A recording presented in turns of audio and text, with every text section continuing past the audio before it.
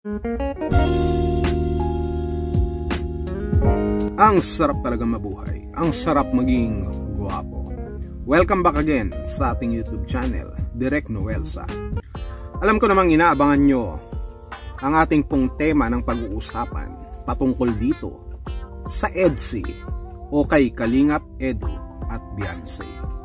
Yes, sapagkat bagamat hindi ako masyadong nakaka-relate sa mga usapin na ganito, sapagkat hindi naman ako dumadanas ng mga tipong love team. Kahit na pang love team ang ating pong aura, na kahit tayo po ay tinatawag nilang Kalingap Heartthrob, subalit hindi natin nadanas yan, sapagkat alam nyo naman na lahat ng mga naliling sa akin na babae ay natural na ako'y minamahal, subalit hindi ko na pinapatagal pa.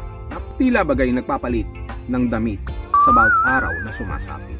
Subalit itong sila Kalingap Edu at Beyonce, alam ko namang marami ang makaka-relate sa inyo, sapagkat itong moment na ito ng kanila pong mansari na kung saan may ipinagtapat o may sinabi si Kalingap Edu ay talaga namang magpapakilig sa inyong mga panahon na malalamig. Bakit malalamig? Sapagkat nung February 14 wala ka naman jowa, kaya napakalamig ng panahon. Kawawa ka naman, parang si Birador, kawawa naman. Kaya itong tambalan ng EDC ang pag-uusapan naman natin ngayon sa mga pahayag ni Kalingap Edu kay Beyonce na ating pong bibigyan ng reaksyon. Tara! Bagay sa'yo. Nalimutan mo na. Ito pa, cake. Ito. Salamat po. Ay, grabe. Bilis ng oras, no? Isang buwan na pala tayong nagsasama sa vlog. Siyempre sa vlog. At grabe.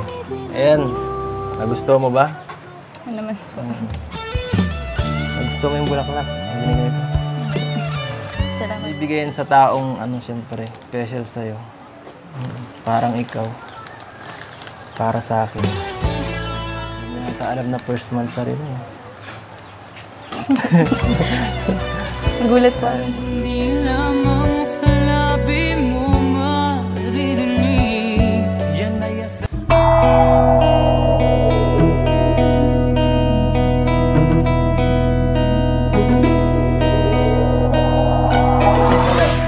First month sa rin natin.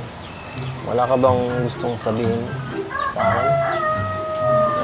Unang-una po, gusto ko magpasalamat sa inyo. Kasi kung hindi pa dahil sa inyo, hindi po mangyayari yung mga ganitong blessings po na dumadating. Marami pong blessings na dumadating. Hindi lang naman dahil sa akin. Siyempre, una sa lahat sa Diyos. Pangalawa, Kalingap Rob, sa mga supporters na tinangkilik ang ating samahan. Kaya magpasalamat tayo sa kanila at dahil sa kanila, dahil nagustuhan nila yung samahan natin, hindi lang sa dahil rin yan siguro sa kabaitan mo at maraming nagmamahal sa'yo.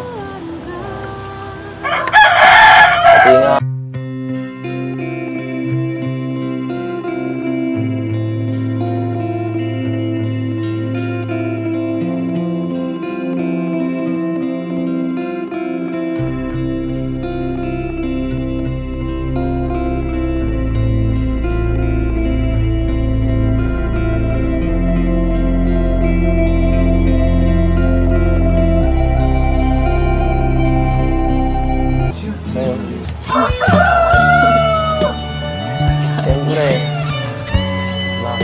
pero wag mo intindihin yun na kasi sino ba naman taong hindi maiiwasan na gusto sa'yo. Ikaw, bait mo, family oriented ka pa, at normal lang yun na may mga magka-crush sa'yo. Ang sweet naman, talaga naman. Parang gusto ko na rin kiligin, pero I cannot see myself na masyado akong kiligin. Subalit, nais kong gawin ito para sa inyo.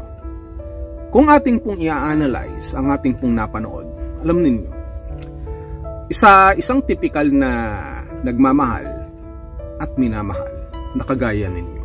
Kung kayo ay may asawa, may karelasyon, napakasarap na ginugunita ninyo ang inyong anniversary, ang espesyal na araw sa inyong buhay bilang magkarelasyon, bilang mga taong may ugnayan, may namamagitan na pagtitinginan at pagmamahal. Hindi ba? Nakita nyo naman yung mga tinginan talagang malalagkit. Dati hindi makatingin si Beyonce, ngayon ninanamnam niya ang bawat minuto na naharap niya si Kalingap Edu, na talaga namang nangungusap ang kanilang mga mata. Parang ganito, di ba? Parang ganun. Kaya nga ang masasabi ko dyan, bagay na bagay silang dalawa. Hindi naman sa anumang bagay sa mga nakaraang sitwasyon ni Kalingap Edu, pero itong si Beyonce, ang masasabi ko talagang nararapat para sa kanya. Nakita nyo naman ang kanilang mga usapan, napaka-natural, napaka-gaan sa pakiramdam, na kahit hindi nagti-TikTok itong si Beyonce ay masasabi natin pumapatok sa ating pong lahat. Nakita nyo yung batuhan ng kanilang mga salita, nakita natin yung kanilang batuhan ng kanilang mga tingin na malalagkit, at yung mga sinasabi ni Kalingap Edu na tila bagay siya ay nakamove on na tila bagay ito ang pagkakataon na manunumbalik muli ang pag-asa niya, ang kanyang paniniwala sa salitang pag-ibig. Hindi ba? Kaya nga, nung tinanong niya si Beyonce, ang sabi niya, "Mansari natin ngayon, baka may gusto kang sabihin sa akin." At ito ang isa sa pinakamagandang narinig ko, na gustong gusto ko laging naririnig. Sabi ni Beyonce, nagpapasalamat siya sapagkat simula nang matagpuan sila ng Kalingap, simula nang matulungan sila ng Kalingap, ay maraming blessings, maraming pagpapala ang dumating sa kanilang buhay na kanyang pinagpapasalamat. At dahil itong si Kalingap Edu ay hindi lang matalino, kung hindi may pagmamahal at pagtitiwala sa Panginoon at pagpapasalamat sa Panginoon, ano ang sabi niya? Ang sabi niya, unang dapat nating pasalamatan ay ang Panginoon. Yan ang tama, na kung magmamahal ka ng isang tao, dapat una't higit sa lahat may takot sa Diyos, may personal na relasyon sa ating Panginoon, para ang lahat ng bagay ay magkaroon ng kaayusan, kagaya ng mangyayari dito kila Beyonce at kay Kalingap Edu, sapagkat ang isang taong marunong magpasalamat sa Diyos, inuuna ang Panginoon. Put God in the center of your relationship, ay wala po tayong magiging problema. Subalit kapag hindi natin inuuna si Lord sa ating mga buhay, ang ating pong mga relasyon sa ating pong mga iniirog ay hindi magtatagumpay. You know why? Kaya nga iniiwan ka ng iyong sinisinta, ng iyong jowa nung araw ng mga puso. Napakasakit, hindi ba? Pero dito kala Kalingap Edu, nasasabi niya ng magaan ang kanyang intensyon kay Beyonce na, gusto kita, nagkagustong na nga ako sa iyo, mahal kita, minamahal ka ng mga tao at minamahal din naman kita. Hindi maiiwasan na may mga taong magkagusto sa iyo, magkakrush sa iyo, at ito nga ay kanyang sinabi ngayon dito sa kanilang mansari ni Beyonce. At talaga namang kinikilig itong si Beyonce, diba? Pero kung ako naman ang tatanungin niyo, I will not say that. No. Sapagkat ang kailangan magsabi sa akin yan, yung mga babae, not me. Because I'm not Kalingap Edu, I'm Derek Noelsa, I'm Adonis ng Kalingap. Kung sila Birador pa yan, sila Dinto, sila Bayona, yung mga iba, pwede pa. Pero ako, hindi pa pwede.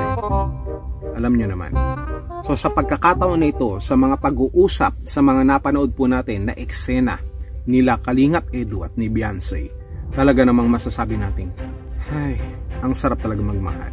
Ang sarap lalo na kung ang mga taong nagmamahalan ay tama, ay bagay.